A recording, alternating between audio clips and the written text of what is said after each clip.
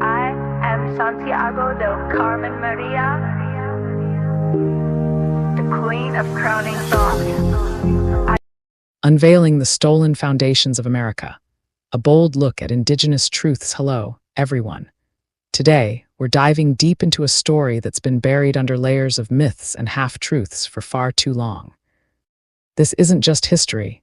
It's the raw, unfiltered reality of how this land we call America came to be what it is today. I'm speaking straight from the heart, with no sugarcoating, because the truth deserves to be told loudly and clearly. If you're ready to hear about the strength, the suffering, and the unbreakable spirit of the people who were here first, stick with me. We'll break it all down step by step, so you can really grasp what happened and why it still matters right now. Let's start at the very beginning, way before any maps or flags showed up. Picture this. Tens of thousands of years ago, this massive continent wasn't some empty wilderness waiting for someone to claim it. No, it was buzzing with life, full of communities that had figured out how to thrive in every corner, from the icy north to the sunny south, from dense forests to wide-open plains. These were the indigenous peoples, the original stewards of the land. They weren't just surviving, they were building incredible societies that would make anyone proud. Think about it like this. There weren't just a few scattered groups. There were hundreds of distinct nations, each with their own ways of life, languages, and traditions. For example, the Haudenosaunee, also known as the Iroquois Confederacy, had a government system so advanced that it included checks and balances to keep power in check. Believe it or not, some of those ideas even inspired the folks who later wrote the U.S. Constitution. Then there were the Pueblo people in the Southwest, constructing multi-story stone buildings that have stood the test of time, outlasting many modern structures. Over in the Midwest, the Mississippian cultures created enormous earth mounds that were bigger than the castles back in Europe at the time. These were centers for ceremonies, trade, and community gatherings. And that's not all. Nations like the Lakota on the Great Plains mastered living in harmony with nature, following buffalo herds and using every part of the animal for food, clothing, and tools. The Apache and Navajo in the deserts developed incredible navigation and survival skills. The Cherokee in the southeast had thriving farms and towns. The Anishinaabe around the Great Lakes were experts in fishing, wild rice harvesting, and storytelling that passed down knowledge through generations. These people had deep understandings of the stars for navigation, plants for medicine, and the environment for sustainable living. They treated the land like a family member, something to care for and respect, not just own or exploit. This wasn't a simple or backward existence, as some old stories try to paint it. It was rich, complex, and full of innovation. Families laughed together, kids played games, elders shared wisdom, and communities solved problems through councils and agreements. They had art, music, spiritual practices, and even trade networks that stretched across the continent. Life wasn't perfect. There were conflicts and challenges, just like anywhere, but it was theirs, built on a foundation of balance with the world around them. Now, fast forward to 1492. That's when everything changed in the most devastating way. European explorers, led by Christopher Columbus, didn't discover anything. They invaded. They showed up not as peaceful visitors, but as people driven by greed for gold, land, and power. They brought weapons like guns and steel swords that the indigenous folks had never seen. They had horses, which changed warfare forever. But the deadliest things they carried weren't visible: diseases like smallpox, measles, and the flu. These illnesses ripped through communities because the indigenous peoples had no natural defenses against them, having been isolated from Europe for so long. Imagine whole villages wiped out in weeks. Families losing everyone, grandparents who held the stories, parents who provided, children who were the future. In some areas, up to 90% of the people died without ever facing a battle. Languages vanished because there was no one left to speak them. Traditions faded as survivors struggled just to stay alive. This wasn't a sad accident. It was a catastrophe on a scale that's hard to wrap your head around, one of the biggest losses of human life in all of recorded history. And it cleared the way for more Europeans to pour in, seeing the land as theirs for the taking. From there, the theft of land became official policy. European rulers came up with this twisted idea called the doctrine of discovery. Basically, it was a made-up rule saying that if you were Christian and discovered land occupied by non-Christians, you could claim it. It ignored the fact that millions were already living there, calling the land empty or unclaimed. What a convenient lie. Treaties were signed with indigenous leaders, agreements meant to share land or set boundaries, but those were broken time and again. Promises of peace and fair trade turned into excuses for more grabs. When indigenous nations pushed back to protect their homes, they were branded as savages or hostiles. Defending your family and way of life suddenly made you the bad guy. Wars broke out, not as fair fights, but as calculated campaigns to remove or eliminate threats. Massacres happened where entire communities were attacked, men fighting back, women and children caught in the crossfire, villages set on fire. Food sources were destroyed on purpose. For Plains tribes, settlers slaughtered buffalo herds by the millions, not for need, but to starve people into giving up. This wasn't random violence, it was a deliberate plan to break spirits and clear space for expansion. By the 1800s, the U.S. government turned forced removal into law. Think of the Indian Removal Act under President Andrew Jackson. It basically said, get out or else. Nations were herded off their ancestral lands at gunpoint and marched to distant, unfamiliar places. The worst example, the Trail of Tears. The Cherokee people, who had farms, schools, and even a written language, were rounded up into crowded camps like prisoners. Their homes were ransacked by looters. Then, in the dead of winter, they were forced to walk hundreds of miles westward. Along the way, people dropped from starvation because food was scarce. Cold weather claimed lives as folks froze without proper shelter. Diseases spread in the harsh conditions. Exhaustion hit the weak hardest, kids too small to keep up, elders too frail to continue. Bodies were left by the roadside because there was no time for proper burials. Thousands died, and the government knew it was happening but did nothing to stop it. This wasn't just one tribe. Similar horrors hit the Choctaw, Creek, Seminole, and others.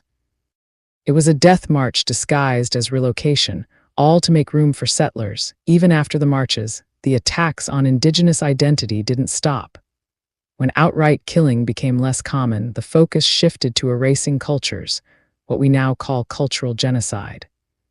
Starting in the late 1800s and lasting into the 1900s, the government and churches ran boarding schools for indigenous children. Kids as young as 5 were snatched from their families and shipped off to these places. The motto was "Kill the Indian, save the man," words from a U.S. official that show the intent clearly. At these schools, children had their long hair cut short, a deep cultural insult. Their traditional clothes were taken away and replaced with uniforms. They were given new English names, stripping away their heritage. Speaking their native languages got them beaten or punished harshly. Prayers and ceremonies from home were forbidden, labeled as pagan or wrong. Abuse was rampant, physical, emotional, and worse. Many kids got sick from poor conditions and died far from home, buried in unmarked graves without their families knowing. Survivors came back changed, often unable to connect with their own people. This broke families apart and aimed to wipe out entire ways of life.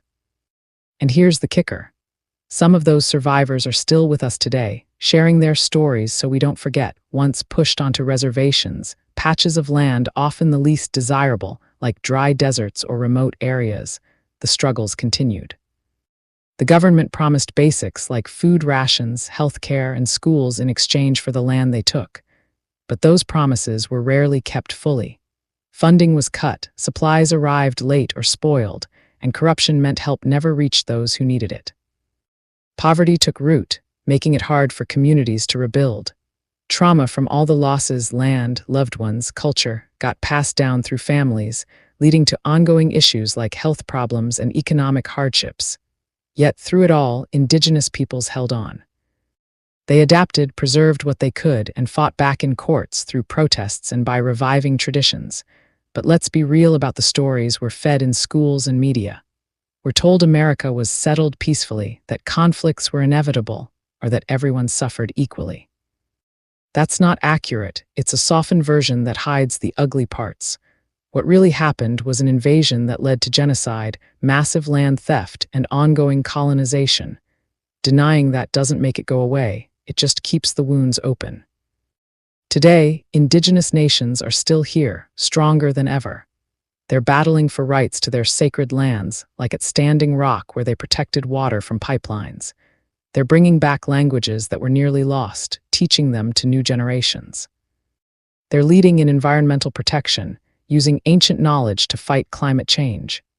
They're artists, leaders, scientists, and activists reminding us that this country was built on their foundations, literally on the bones of their ancestors. Acknowledging this isn't about making anyone feel guilty. It's about being honest with ourselves. You can't fix a problem if you pretend it doesn't exist. By facing the truth, we honor the resilience of indigenous peoples and work toward a better future where everyone's story is respected. This land holds so many layers: pain, survival, and hope. Let's commit to learning it all. The KKK's fake victim story. How a terror group pretends to be the oppressed, the Ku Klux Klan and groups like them have built their whole identity around acting like they're the ones getting hurt, the real victims in America's story. But let's cut through the nonsense. This is a straight-up lie, and it's time we call it out loud and clear. I'm talking facts, history, and the plain truth, because pretending otherwise lets dangerous ideas keep breathing. Right after the Civil War ended in 1865, slavery was over. Black Americans were finally free under the law. Reconstruction, the big push to rebuild the South and make sure everyone, including newly freed Black people, could vote, own land, run for office, and live as equal citizens was happening. Black men were voting in huge numbers. Some were getting elected to state legislatures and even Congress. Schools opened up. Communities started building real futures for the white Southerners who'd spent generations on top, controlling everything through slavery, laws, and raw power. This felt like the world flipping upside down. They weren't being attacked or enslaved. No one was taking their rights away. They were just losing the unfair advantage they'd always had. And that loss, they called it oppression. That's where the KKK comes in. It wasn't born during slavery to fight some big threat. It started in late 1865 in Pulaski, Tennessee, as a little social club for ex-Confederate soldiers. But it quickly turned into something dark, a secret terrorist network. They dressed in white robes and hoods to hide who they were, rode out at night, and used pure fear to stop Black people from using their new freedoms. Beatings, whippings, burnings, lynchings, murders. They did it all to scare Black voters away from the polls, drive out white Republicans who supported equality, and smash any chance of real change. Think about it. When Black families tried to vote, go to school, or even just live without bowing down, the KKK showed up to terrorize them. They targeted confident Black leaders, teachers, farmers, anyone rising up. This wasn't defense. It was punishment for daring to be equal. The KKK flipped the script on purpose. They turned equality into replacement, justice into revenge, holding powerful people accountable into persecution. Sharing power became genocide against whites. It's not a mistake or confusion. It's a calculated rewrite of reality to keep their superiority intact. They couldn't face the real history. Slavery was brutal and wrong. Indigenous lands were stolen. Jim Crow laws were straight-up terrorism. Lynchings weren't justice, they were mob murder. Segregation wasn't some harmless culture. It was enforced hate. Admitting any of that would break their myth of being the good guys, the natural rulers, the chosen ones, so they invented a fantasy. They're the real Americans. Everyone else is an outsider or invader. History cheated them, and their violence is just self-defense. This is propaganda dressed up as truth. It's how they sleep at night while justifying horror. Victimhood became their shield. If you're the victim, then terror is protection. Lynching is keeping order. Intimidation is preserving heritage. Murder is standing up for yourself. You can't openly terrorize people unless you convince yourself and others that you have no other choice. Here's the massive irony they won't touch. In the country they claim wronged them, the laws were written to favor them. Police often looked the other way or joined in. Courts let them off. Violence against Black people and their allies was ignored or even cheered. That's not being a victim. That's entitlement throwing a tantrum when the rules finally start applying to everyone. This trick isn't just the KKK. It's a pattern you see over and over when groups used to running everything feel the ground shift. Colonizers cry persecution when colonies fight back. Slave owners whine about loss when freedom comes. Segregationists scream about their rights being taken when schools integrate. Today, extremists shout censorship when they're told they can't spread hate freely. The line is always the same. If I can't dominate you anymore, you're oppressing me. That's fear of equality, plain and simple, not real oppression. Bottom line, the KKK never built power by being victims. Real victims don't terrorize others. They don't write laws to keep themselves on top. They don't need endless lies to hold on. The KKK claimed victimhood because the truth would destroy their whole story. They weren't protecting anything. They were defending a broken hierarchy. History proves it every time, no matter how loud the denial gets. We can't let this fake narrative slide. Facing it head on is how we build something better, where no one has to pretend pain to justify harm. If this message spoke to you, even just a little, stay connected with me by following. Your support truly matters more than you realize, and every moment you take to listen is deeply appreciated. Please leave a like on this video and share your thoughts in the comments after hearing the story. Follow and subscribe so you never miss what comes next. Your support keeps the space alive. It costs nothing, yet it means everything to me. Showing love through engagement helps me continue creating, speaking truth, and showing up consistently. I appreciate each and every one of you. Thank you for listening, for supporting, and for standing with me. Crowning Thoughts True Speaker Copyright 2025 by Santiago D.C. Maria, licensed under Creative Commons Attribution. I love you all. I appreciate every one of you, and I thank you for your time. Stay blessed.